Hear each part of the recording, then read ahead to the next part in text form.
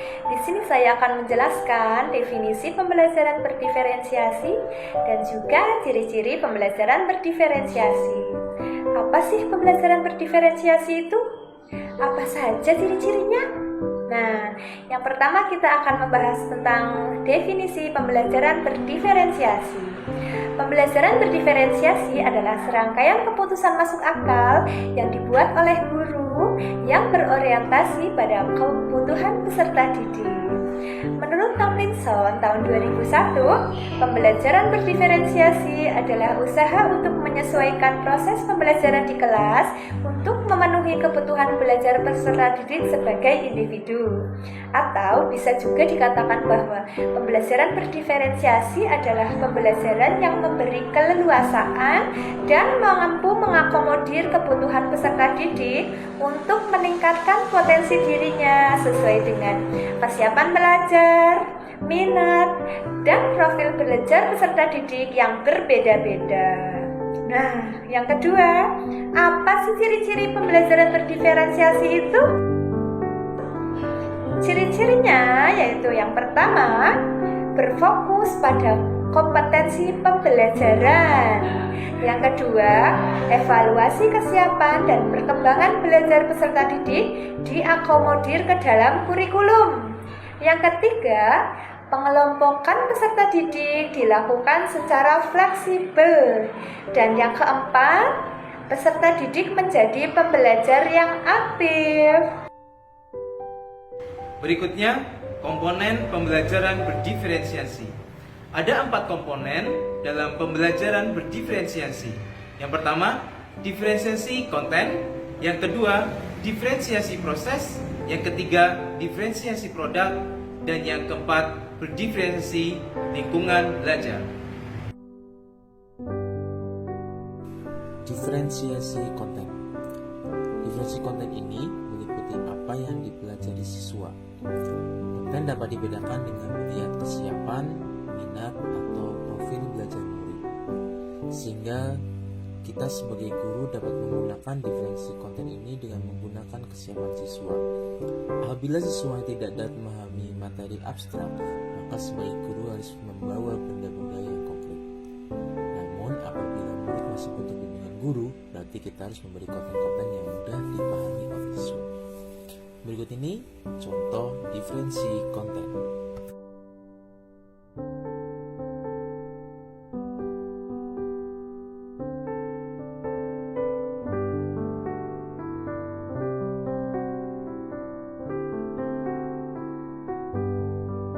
Diferensiasi proses.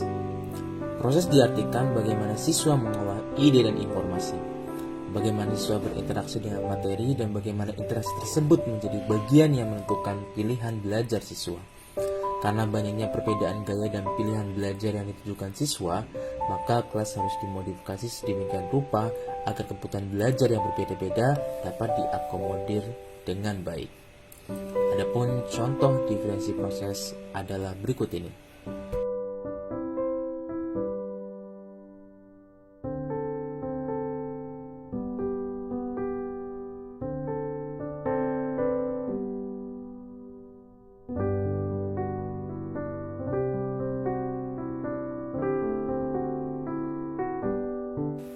Diferensiasi produk.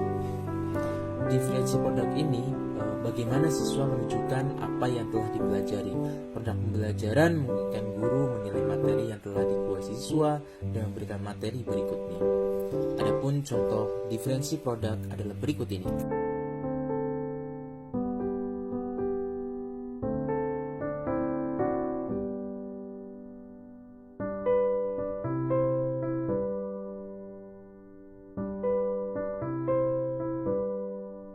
Diferensiasi lingkungan belajar.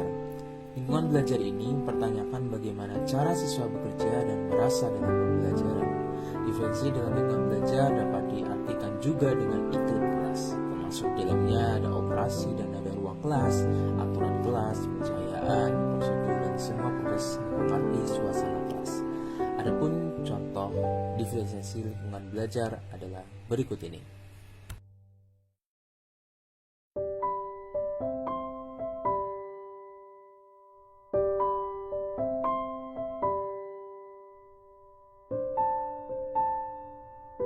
Contoh keragaman. Contoh keragaman di kelas dapat kita lihat berdasarkan kebutuhan belajar peserta didik. Menurut Tomlinson tahun 2001, terdapat 3 cara untuk memetakan kebutuhan belajar peserta didik, yaitu yang pertama, kesiapan belajar peserta didik, yang kedua, minat peserta didik, dan yang ketiga, profil belajar peserta didik. Kebutuhan belajar peserta didik yang pertama adalah kesiapan belajar peserta didik atau readiness. Kesiapan belajar adalah kapasitas untuk mempelajari materi baru. Ada 6 perbedaan. Yang pertama, bersifat mendasar dan bersifat transformatif. Yang kedua, konkret dan abstrak. Yang ketiga, sederhana dan kompleks. Yang keempat, terstruktur dan open-end. Yang kelima, tergantung atau dependent dan mandiri atau independen. Dan yang keenam, lambat dan cepat.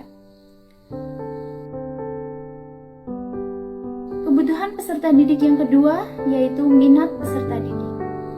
Minat adalah salah satu motivator penting bagi peserta didik untuk dapat terlibat aktif dalam proses pembelajaran.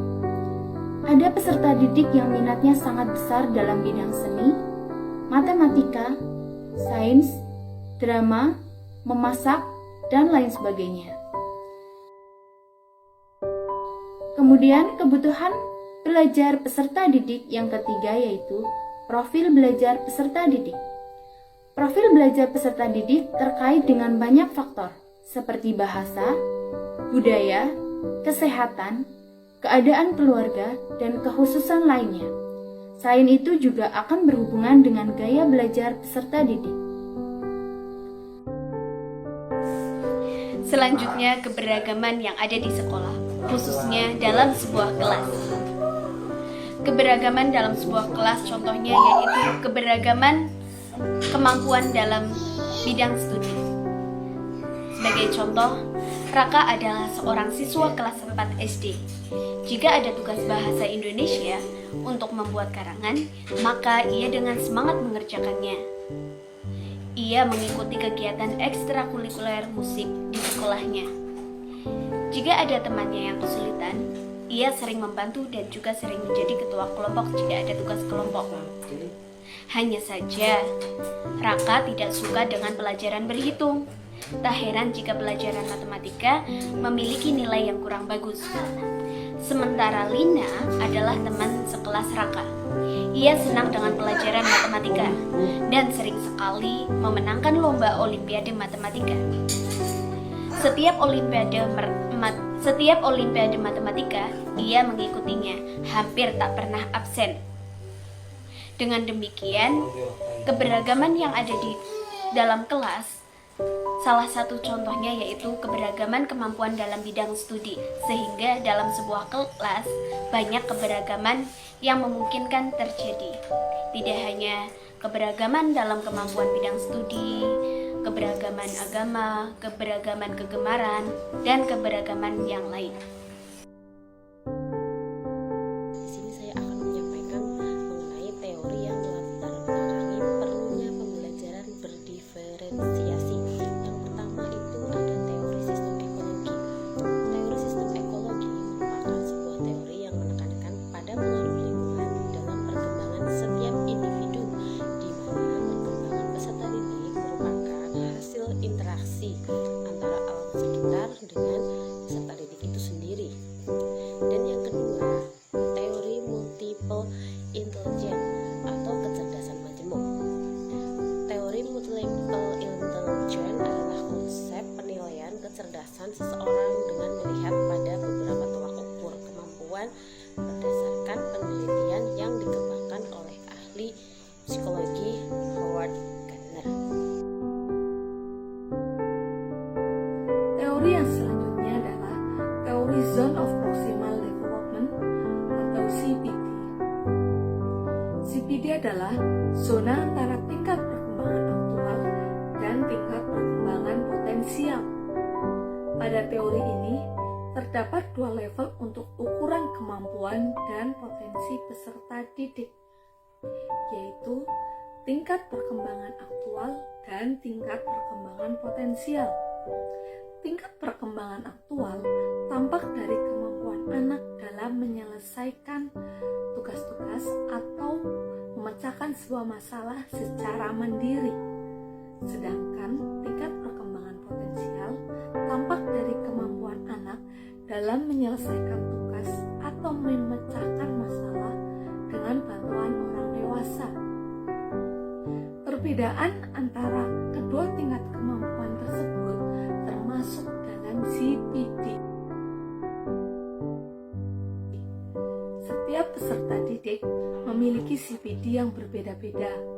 Oleh karena itu, bimbingan dan instruksi dengan kadar yang sesuai sangat dibutuhkan untuk dapat mengembangkan potensi masing-masing peserta didik. Secara sederhana, dapat dikatakan bahwa CPD terletak di antara hal-hal yang dapat dilakukan oleh peserta didik dan hal-hal yang tidak dapat dilakukan oleh peserta didik tanpa bantuan orang dewasa. Teori yang terakhir adalah learning modalities. Learning modalities biasa dikenal sebagai VAK atau visual, auditory, dan kinestetik. Learning modalities atau modalitas dalam belajar kerap salah diinterpretasikan sebagai gaya belajar. Yang pertama, visual. Modalitas belajar visual adalah menerima informasi lebih mudah melalui melihat atau melalui sebuah gambar. Yang kedua, auditory. Modalitas belajar auditori adalah menerima informasi lebih mudah melalui mendengar. Siswa dengan mode ini biasanya sering mengajukan pertanyaan dan menggunakan diskusi untuk mengklarifikasi materi atau menyerap materi. Yang ketiga, kinestetik. Modalitas kinestetik melakukan sesuatu dengan fisik atau paling tepat digambarkan sebagai